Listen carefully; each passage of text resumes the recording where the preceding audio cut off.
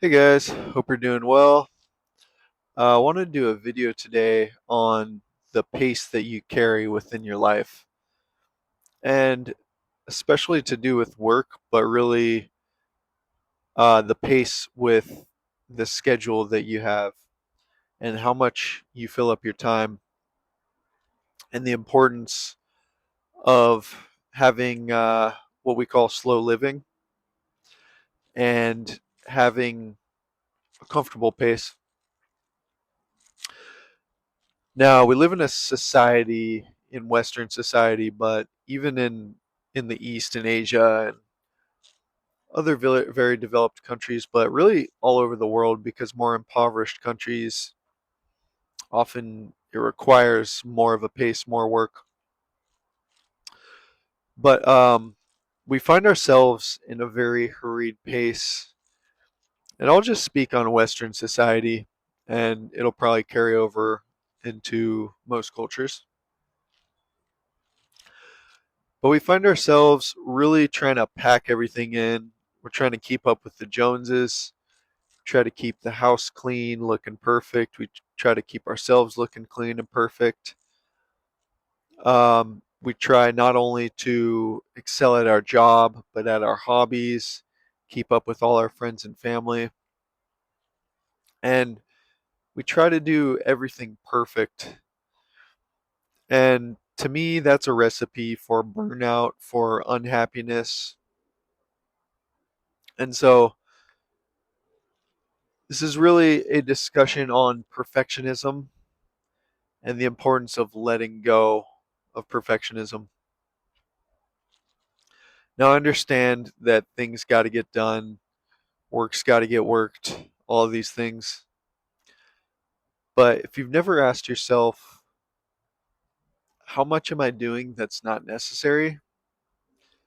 Then you're doing yourself a disservice. I think that's an important question that we need to ask ourselves regularly and kind of take the journey of letting go of all that's not necessary. Because there's a lot of things that we do that aren't necessary, and we need to ask ourselves, what would happen if I stopped doing this thing? Would it be a disaster? Oh, my cat came to say hi. Would it be a disaster if I stopped doing these things? And if the answer is no, maybe practice letting go of these things and take a journey into how little can I do. And then once you're there, you see what's actually necessary, what calls your heart, what's kind of necessary to do for the well being of yourself and for others. But this is an important journey to take. And I can speak for myself. If I never had taken on that journey, I really would have been still a lot more perfectionist, a lot more burnt out, more stressed, less happy. So, when it comes to work, most of us are working 9 to 5s, 5 days a week. And I think, especially since COVID, we've seen a whole movement of people wanting to do that less, wanting to work for themselves more, wanting to work a little bit less hours. It's not always easy to do, and sometimes it requires sacrifice, like having less money. But the peace of mind that can come from that, a lot of people have found is worth it. And sometimes it requires more of a simple life, but people are willing to do that. And when you really let go and let yourself get down to the bare minimum, you'll find how much was holding you back and how much more time you can free, how much less stress you have, and a lot of the overanalyzing and stress was a waste of time. If we look to hunter and gatherers, I've looked it up and done a little research, and it sounds like the average hunter gatherer people had about 20 hours per work per week.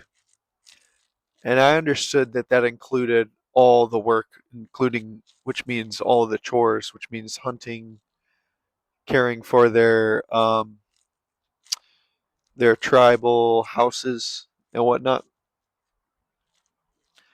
And most people, Western people, today's society spend about 20 hours just taking care of cleaning the house and maybe some errands in there, um, on top of work. So, we got like two full-time jobs. On top of that, if you have kids, that's another thing. And the thing that these tribes had that we didn't have going for us is they had a whole group, community of people that shared the load. They often, I can say in the Pacific Northwest where I live, a lot of the tribes here, they lived in long houses, and there would be, I don't know, I think maybe 50 people in the house, and there was a lot. So that's a lot of people to look after the house and share the load. But we now find ourselves in such an individual society, which has increased the workload by so much. Let me switch my arms here. I'm just getting a little tired. Sorry.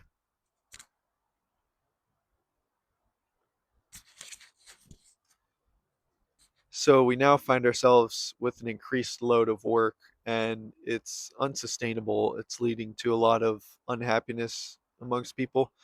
But people are waking up to simpler living and what's become kind of a catchphrase of slow living. Um, and if you haven't checked out any videos on that, there's some great people, some great channels. I definitely recommend Sanavara, great Finnish girl who makes awesome slow living videos.